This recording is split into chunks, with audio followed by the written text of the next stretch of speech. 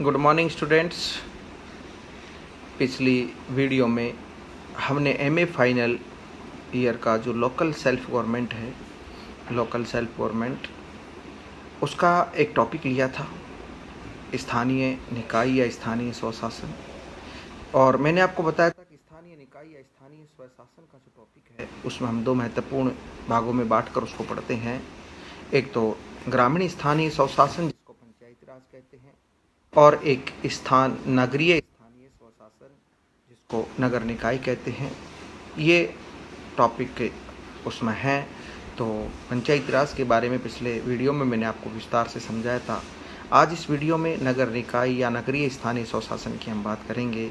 और नगरीय स्थानीय स्वशासन की अगर हम बात करते हैं तो सबसे इम्पोर्टेंट बात ये कि भारत में नगरीय स्थानीय शासन या स्वशासन की जो शुरुआत हुई थी वो कब हुई थी। तो भारत में सर्वप्रथम नगरीय स्थानीय स्वशासन की शुरुआत भारत के गवर्नर जनरल लॉर्ड रिपन के कार्यकाल में हुई थी। लॉर्ड रिपन को भारत में स्थानीय स्वशासन का जनक माना जाता है। भारत में सर्वप्रथम 1687 में पहली बार मद्रास में नगर पालिका की स्थापना हुई और यहीं से शहरी स्थानीय स्वशासन या शहरी निकायों के गठन की शुरुआत हुई।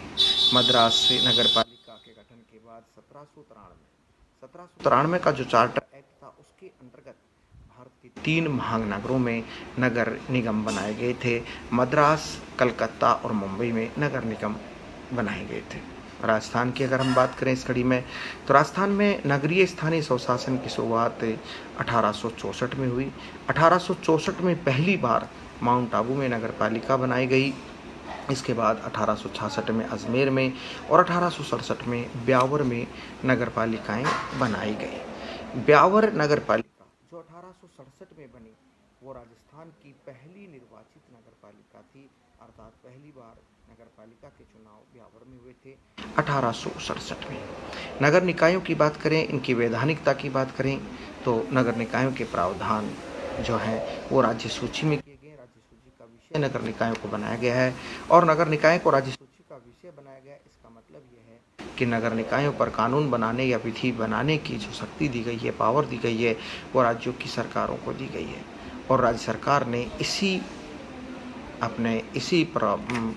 पावर का इस्तेमाल करते हुए राजस्थान में पहला नगर पालिका कानून बनाया था, पहला नगर पालिका अधिनियम बनाया था 1951 में।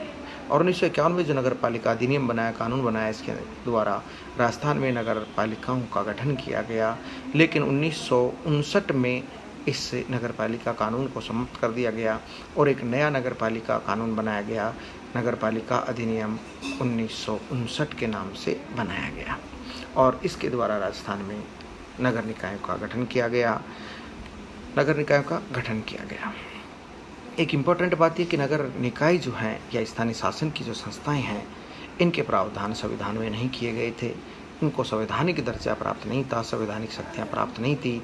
अतः जैसा कि मैंने आपको पूर्व में बताया, 73वें संशोधन के द्वारा पंचायत राज संस्थाओं को संवैधानिक दर्जा दिया गया। पंचायत राज संस्थाओं के प्रावधान संविधान में किए गए। इसी तरह नगर निकायों को संवैधानिक दर्जा देने के लिए 74वां संशोधन पारित हुआ और 74वां संशोधन 1992 में पारित हुआ। इसे 1 जून 1993 को लागू किया गया। तो 74वें संविधान संशोधन 1992 का संबंध नगर निकायों से है, नगरीय संस्थाओं से है।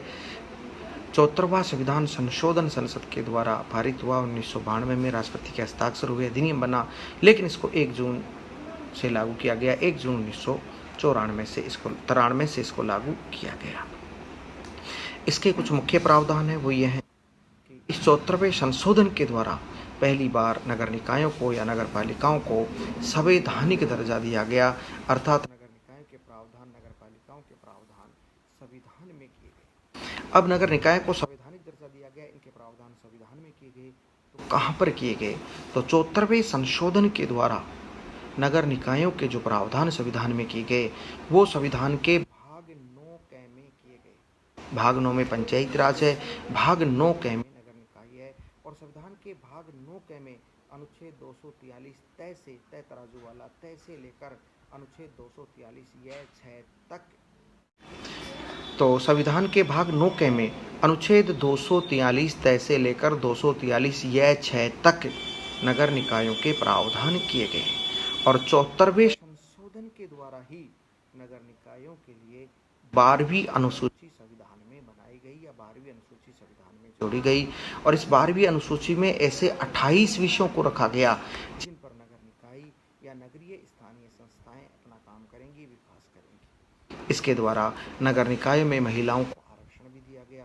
राजस्थान में सभी स्तर पर नगर निकायों में, तीनों स्तर के नगर निकायों में महिलाओं को 1/3 सीटों का आरक्षण दिया गया और नगर निकाय के चुनाव करवाने के लिए प्रत्येक राज्य में एक राज्य निर्वाचन आयोग बनाने का प्रावधान किया गया और नगर निकाय को वित्तीय संसाधन उपलब्ध कराने की सलाह देने के लिए प्रत्येक राज्य में राज्य वित्त आयोग के गठन का प्रावधान किया गया। इस तरह के जो ये प्रावधान हैं जो नगर निकाय को सशक्त बनाने, शक्तिशाली बनाने, इनको संवैधानिक दर्जा बनाने के लिए किए गए, वो 74वें संशोधन में किए गए। और 74वें संशोधन के लागू होने के बाद राजस्थान सरकार ने एक नया नगर पालिका अधिनियम बनाया और जिसका नाम है राजस्थान नगर पालिका अधिनियम 1994। और राजस्थान सरकार ने जो राजस्थान नगर पालिका अधिनियम 1994 बनाया, उसी के द्वारा राजस्थान में नगर निकायों के गठन या पुनर्गठन के प्रावधान किए गए। राजस्थान में वर्तमान में नगर निकायों का गठन और उनका संचालन जो किया जाता है वो इसी राजस्थान नगर पालिका अधिनियम 1994 के द्वारा किया जाता है। राजस्थान नगर पालिका अधिनियम 1994 9 अगस्त 1994 को लागू हुआ था। इसके द्वारा 74वें संशोधन के प्रावधानों को राजस्थान में लागू किया गया।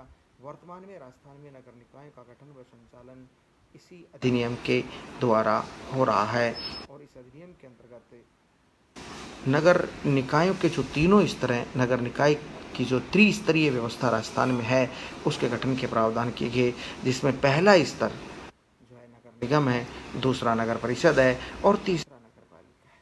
अब यहाँ थोड़ा सा मैं आपको ये बताऊंगा कि नगर निगम, नगर परिषद, नगर पालिका, इन तीनों संस्थाओं का गठन कैसे होता है, इनके गठन के क्या प्रावधान है।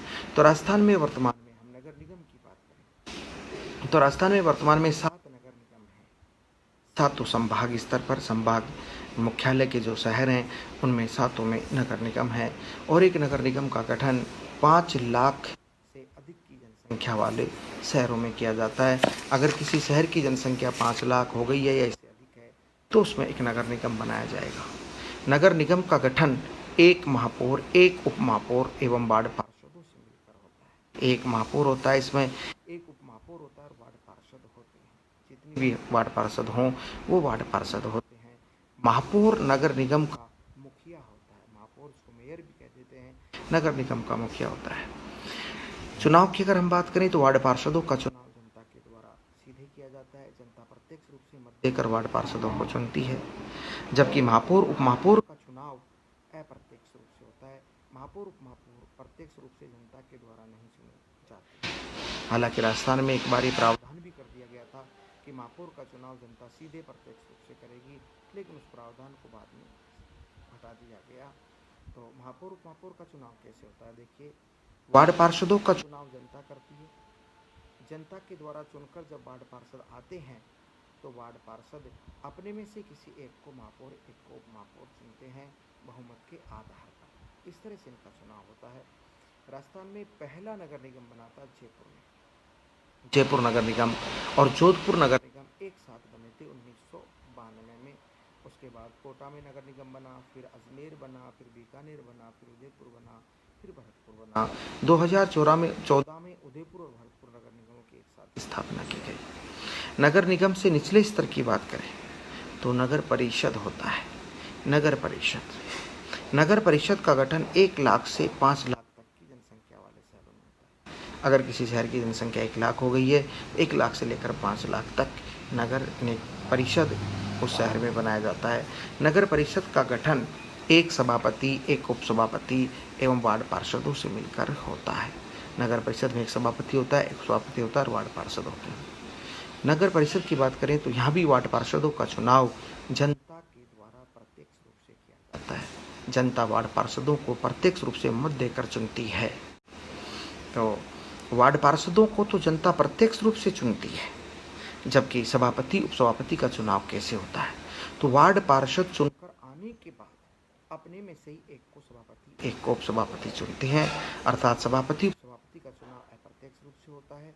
जनता इन्हें सीधे नहीं चुनती, इनका चुनाव वार्ड पार्षदों के द्वारा किया जाता है, वार्ड पार्षदों के द्वारा किया जाता है। इसके बाद हम बात करें कि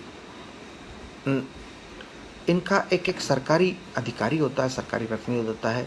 जैसे नगर निगम की बात करें तो नगर निगम का सरकारी जो प्रतिनिधि होता है वह आयुक्त होता है, कमिश्नर होता है, जो सरकारी अधिकारी होता है। और नगर परिषद का जो सरकारी अधिकारी होता है वो मुख्य कार्यकारी अधिकारी होता है, सीईओ होता है, सीईओ होता है। राजस्थान में अजमेर ज़िला जो है उसमें 2 नगर परिषदें हैं, बाकी लगभग 34 नगर परिषदें राजस्थान में हैं। इसके बाद हम बात करें नगर पालिकाओं की सबसे छोटे शहरों में नगर पालिका बनाई जाती है, ग्राम पंचायत के बाद नगर पालिका बनती है। नगर पालिका की हम बात करें तो ये प्रावधान किया गया है कि 20,000 से 1 लाख तक की जनसंख्या 20,000 से 1 लाख तक की जनसंख्या वाले शहरों में नगर पालिकाओं का गठन होता है।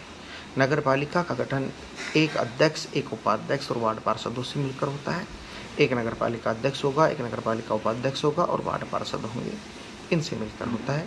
यहाँ पर भी वार्ड पार्षदों का चुनाव जनता के द्वारा प्रत्यक्ष रूप से किया जाता है। वार्ड पार्षदों को जनता प्रत्यक्ष रूप से चुनकर भेजती है, जबकि नगर पालिका अध्यक्ष और उपाध्यक्ष का चुनाव अप्रत्यक्ष रूप से होता है। वार्ड पार्षद चुनकर आने के बाद अपने में से ही किसी एक को नगर पालिका का अध्यक्ष और उपाध्यक्ष चुनते हैं, अर्थात नगर पालिका अध्यक्ष उपाध्यक्ष का चुनाव अप्रत्यक्ष रूप से होता है। एक नगर पालिका का गठन जो किया जाता है उसमें कम से कम 13 वार्ड होते हैं, कम से कम 13 वार्ड पार्षद होते हैं जो निर्वाचित होते हैं, तथा कुल संख्या 18 होती है। 13 वार्ड पार्षद होते हैं जो निर्वाचित होते हैं, 5 वार्ड पार्षद सरकार के द्वारा मनोनीत या सहवरित किए जाते हैं प्रत्येक स्थानीय निकाय में। अतः वार्डों की संख्या कम से कम 13 होगी, सदस्यों की संख्या कम से कम 18 होगी। और अधिशासी अधिकारी ईओ एग्जीक्यूटिव ऑफिसर नगर पालिका का सरकारी अधिकारी होता है या सरकारी प्रतिनिधि होता है। राजस्थान में सर्वाधिक नगर पालिकाएं झुंझुनू जिले में हैं, 11 नगर पालिकाएं अकेले झुंझुनू जिले में। और राजस्थान में सबसे अधिक नगर निकाय भी झुंझुनू जिले में हैं, 12, 11 नगर पालिकाएं, 1 नगर परिषद, 12 है। अब ये तो इनके चुनाव के प्रावधान हुए, गठन के प्रावधान हुए। अब हम थोड़ा सा देखते हैं कि इनके सदस्यों की योग्यताएं क्या होती हैं, कार्यकाल क्या होते हैं। तो अगर हम बात करें तो पंचायत राज संस्थाओं के सदस्यों के लिए जो योग्यताएं हैं, उनका जो कार्यकाल है, उनके जो पद से हटाने की प्रक्रिया है, वही स्वयं नगर निकाय में आती है।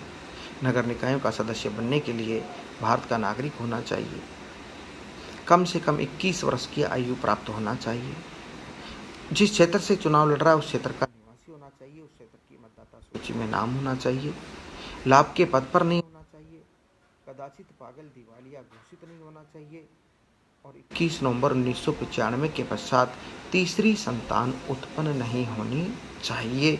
ये योग्यता नगर निकायों का सदस्य बनने या चुनाव लड़ने के लिए रखी गई है। नगर निकायों का कार्यकाल या नगर निकायों के सदस्यों का कार्यकाल, इन संस्थाओं का कार्यकाल 5 साल का होता है।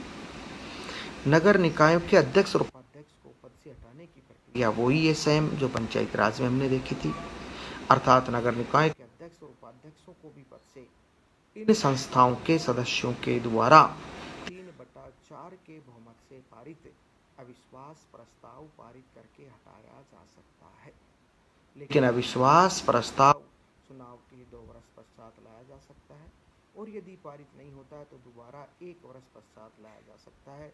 चुनाव से 6 माह पूर्व की अवधि में अविश्वास प्रस्ताव नहीं लाया जा सकता और एक पदाधिकारी के विरुद्ध एक कार्यकाल में केवल 3 बार ही अविश्वास प्रस्ताव लाया जा सकता है। पंचायत राज संस्थाओं में नगर निकाय का कोई भी पद रिक्त हो जाता है तो 6 महीने के भीतर चुनाव करवाने का प्रावधान किया गया है कि इनका चुनाव 6 महीने के भीतर होना चाहिए। इसी तरह से इनका गठन होता है। नगर निकायों के चुनाव जो करवाने की जिम्मेदारी है वो भी राजस्थान निर्वाचन आयोग की है। इनके लिए वित्तीय संसाधन